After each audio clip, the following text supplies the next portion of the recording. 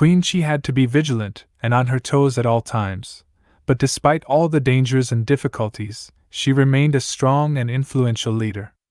Cush listened intently to Samuel's story, fascinated by the rich history and the struggles that his ancestor had endured.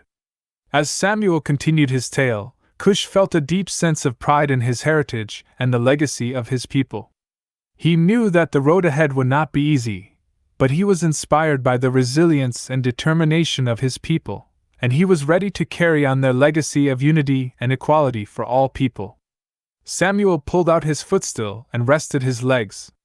The story goes that King Joseph often made trips to southern Ireland to replenish his cabinets with fresh fruits, herbs, homemade beers, and fine liquors. There, he met Chi and fell madly in love with her, not caring that she was Wakatilian, because as always, it was against the law to marry one. He could have had her as a slave, but he wanted her love. So, he began pursuing her, but she resisted his attempts to seduce her, and she definitely refused to be anyone's concubine. Because her dreams were to become an influential leader of her people, she rejected all his advancements and respectfully confronted the king. It soon became the one object of King Joseph's desire to change his whoremonger ways. To marry Chi. Samuel paused. "Let me stop right there. You can't make a hoe into a housewife. In this case, a husband, for she knew who he was, but ignored the signs. He had already been with her sister. But anyway, I guess she thought he would change. Hell, I don't know. We would have to ask her.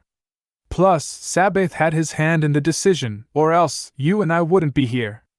However, when it became clear to the Abenian Alpha 23, an elite Abenian who governs this section of the world, that King Joseph was trying to marry a Wakatilian, all hell broke loose. He demanded that their engagement end, or else they would separate themselves from the people of Old Ireland, leaving them to fend for themselves. This threat didn't sit too well with the king, and out of drunken anger and contempt toward the Abenians, King Joseph married Chi, made her queen, and granted her the title of the greatest of the great maiden of Old Ireland.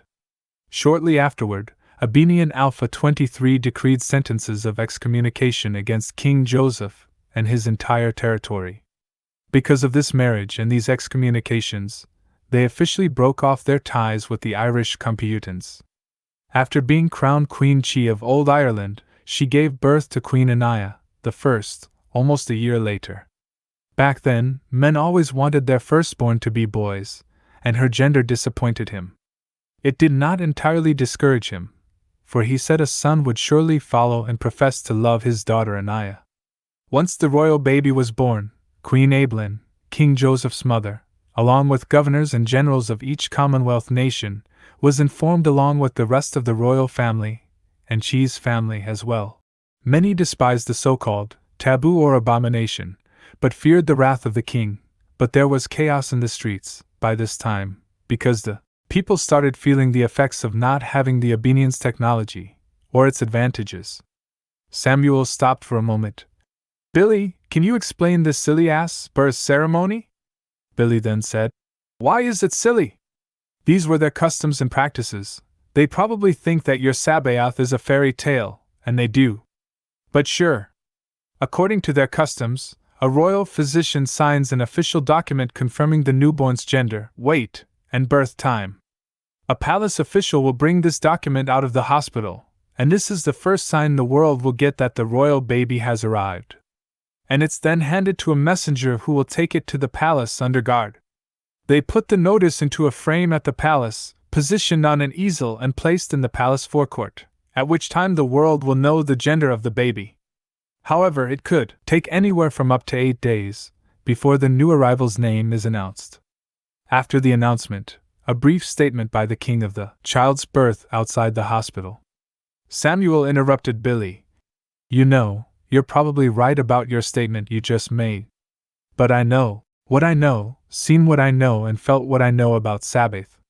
It's what they know, so I will take my statement back, about it being silly. It's their traditions. Traditions of men handed down for generations. Anyways, thanks, I got it from here," Billy said. "You're welcome."